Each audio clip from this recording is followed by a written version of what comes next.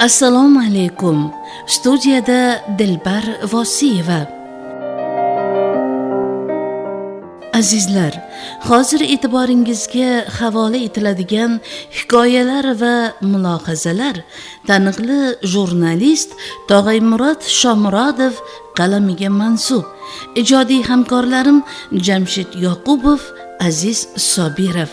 Marhamat, tinglang. Xotira marosimi.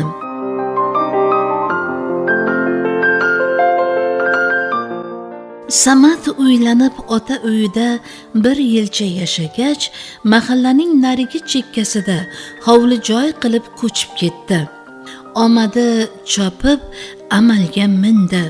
Katta bir tashkilotining boshlig'i elning nazariga tushdi. Obro' e'tibor qozondi. O'g'lining kamolidan Ismat ota xursand. Odamzod tez o'zgarar ekan. Avvallari har 3-4 kunda padari buzrukvorini yo'qlab turgan Samad shahardan dang'illama uy oldi-yu, qadami uzildi. Ismat ota o'g'lini sog'inadi. Bag'riga bosib, diydoriga to'ygusi keladi. Nabiralarini erkalatsam deydi. Samad hech bo'lmasa qo'ng'iroq qilib, hol ahvol so'rab qo'yay demaydi. Ismat otaning qo'ng'iroqlariga javob bermaydi. Ishi ko'p, vaqti yo'q emish. Aslida mansab Samadning dimog'ini shishirib, shuhratparastlik, izzattalablik girdobiga tortib borardi. Kutilmaganda Ismat ota to'shakka mixlanib qoldi-yu, qayta o'rnidan turmadi. Otasi qazo qilganini eshitgan Samad zarracha o'ksingani yo'q. Ichida "Obbo, shu yetmay turuvdi" deya og'rinib yetib bordi. Janoza o'qilib ota qabrga qo'yib kelingach, bu yog'i rasm-rusumlarini o'zlaring o'tkazaveringlar deb ukalariga tayinlab jo'nab ketdi.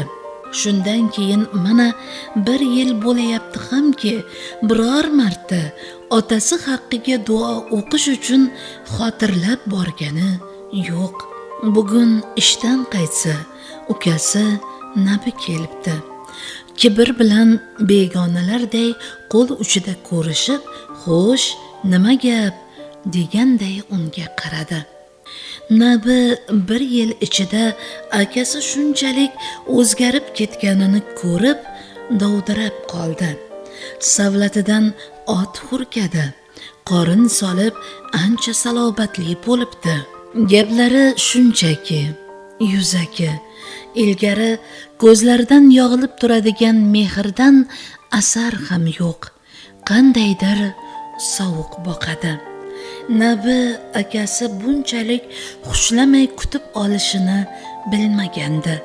O'zini qo'lga olib maqsadga ko'cha qoldi. Payshanba kuni otamning yil oshini bermoqchimiz. Shunga xabar bergani keluvdim.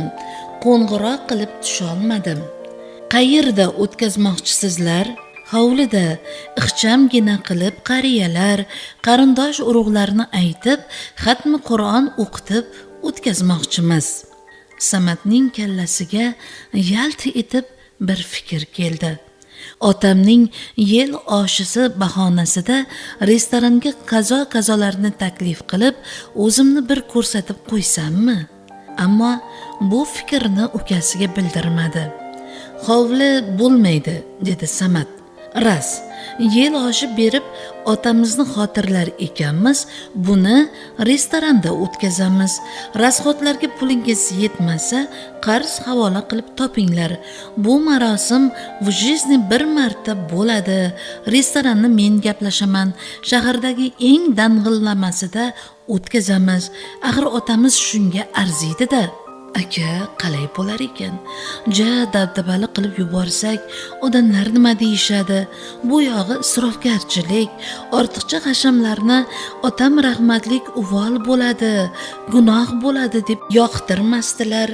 Ruhlari bezovtalanmasmikan?" Ja, o'mni bo'lib ketibsanmi, uka? Samad nabiga o'qrayib qaradi. Yo, pullaringni ayabsanlarmi? Bo'ldi, gap tamom, marosim restoranda o'tadi. Samad marosimni ko'z oldiga keltirdi. Hashamatli restoran, to'kin dasturxon, viloyatning kazo-kazolari savlat to'kib o'tirishibdi. Dasturxonda faqat aroq yo'qligini hisobga olmasa, dang'illama to'ydan farqi yo'q. Samad qo'li ko'ksida viqor bilan davra aylanib yuribdi. Qandingni ur, Samad, davrug'ing olamga yoyiladigan bo'ldi. Yil oshi Samad kutganidan ham ziyoda bo'ldi. Bosh imom xatibning o'zi Qur'on tilovat qilib turdi. Samadga birovlar havas, birovlar hasad bilan qarashdi. Otasi tirikligida hech bo'lmasa qo'ng'iroq qilib hol ahvolini so'rashga yaramagan Samad bugun uning yil osh bahonasida o'zini ko'z qilayotganidan mag'rur.